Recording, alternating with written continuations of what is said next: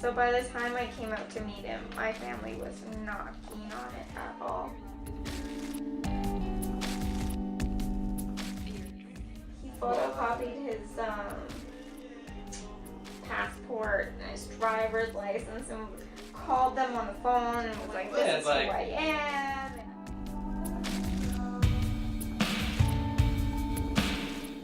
Our neighbors were police officers, so they tried to get a record check on him and all sorts of stuff. Oh my god, it was mortifying.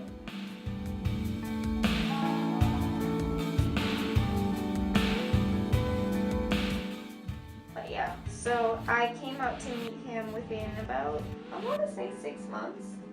I think we first met in April online, and I came out to meet him in August.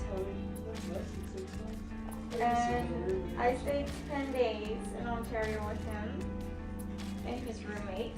It was super awkward, but amazing at the same time. And then by September, he came out to meet my family.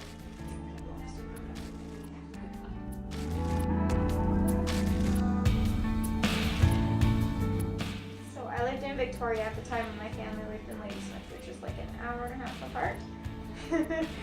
And yeah, so we hung out for a couple of days in Victoria, and he came to meet my family, and we had dinner together. And it was so awkward. There were even a couple of jokes about like internet rapists or something like that. Axe murderers, I think. I don't know if we went into a rapist thing, Right. but you know, I think.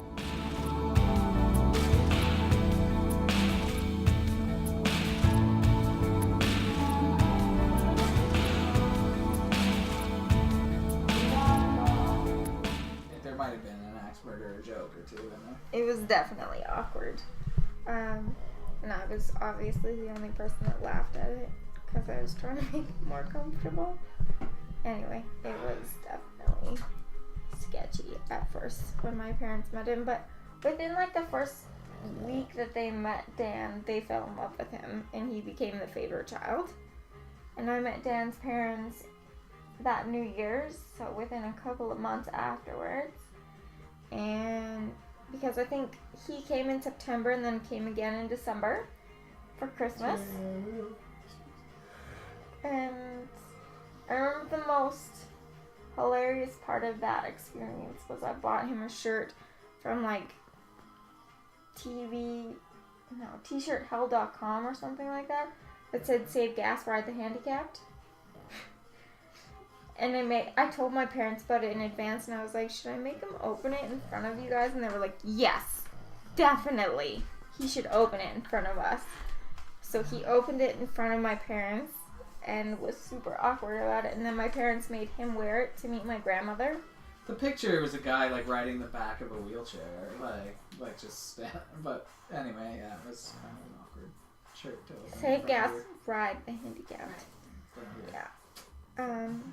So that was pretty funny. And then immediately after, I flew to Ontario to meet his family for New Year's, including his grandmother and his parents and his sister and like his extended family.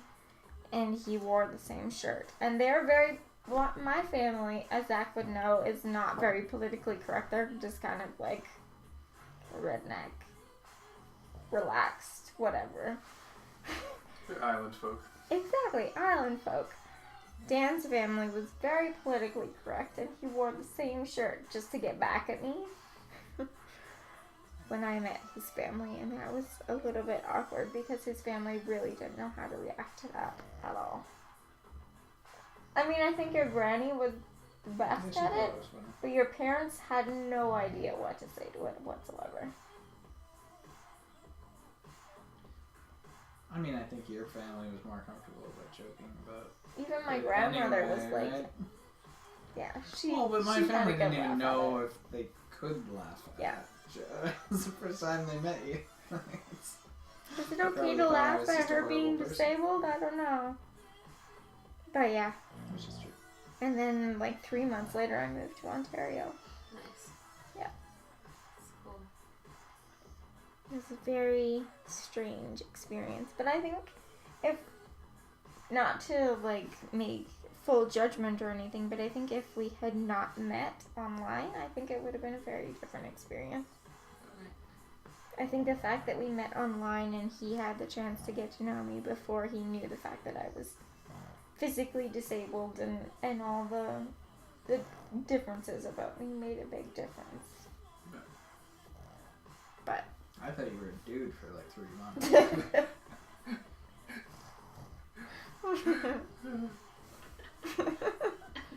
But you were into it, so that's all that matters.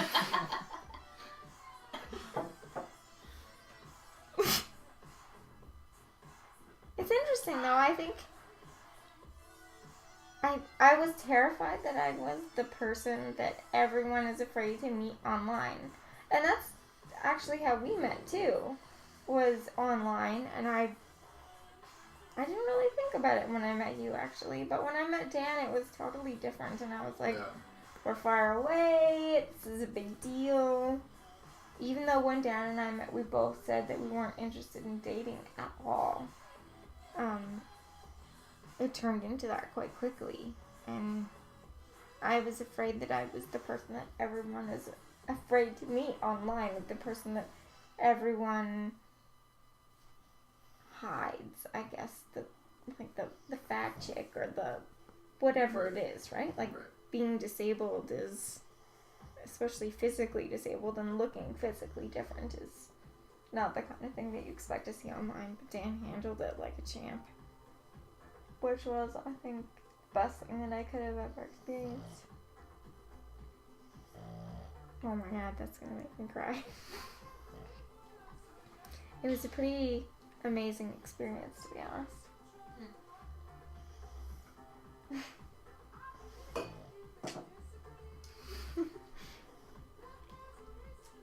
That's sweet.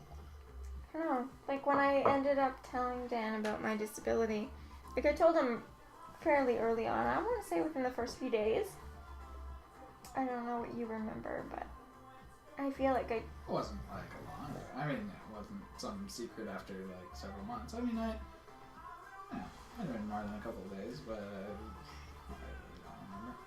I was probably drunk for the first several, like, you were drunk most years of of the our time. relationship. So. That's true.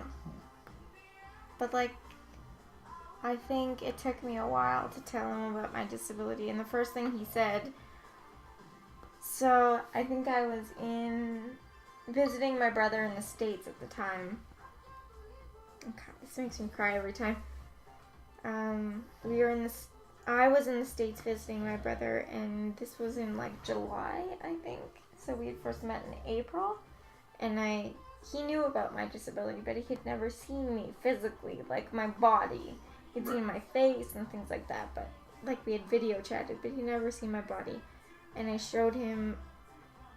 took my top off and I showed him my back, which has all sorts of scars, and it's very visibly different than the standard body that you would see.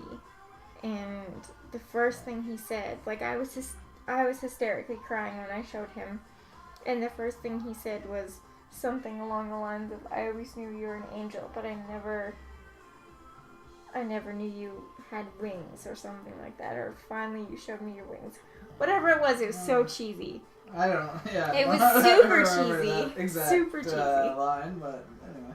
And I'm sure We'll it was go like, with something like that. I'm sure it was much classier, whatever I said. it was so sweet though, and maybe it was fake, I don't know, but it was the sweetest thing I think I've ever heard in my life. And that finally made me comfortable with my body, which is huge. And that's when I knew that Dan was my soulmate. You make me cry. I know. Everyone says when I tell them that story, not that I tell a lot of people, but few people that I do tell, they're like, Well, now the internet knows. Now the internet has it. that should be a movie.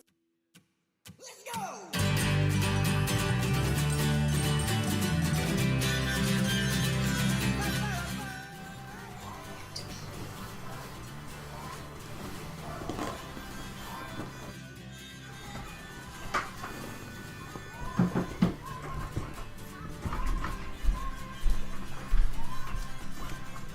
you done recording? We're done.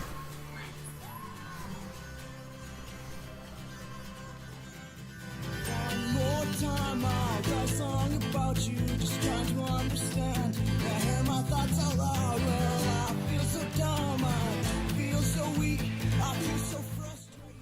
I would consider myself, like people have asked me before, I think before I started this program, I would have considered myself heterosexual. But now I would, I guess, consider myself bisexual or pansexual or whatever it is. Trisexuals. I don't even know. Where it's like, whoever. Right. I just love the person.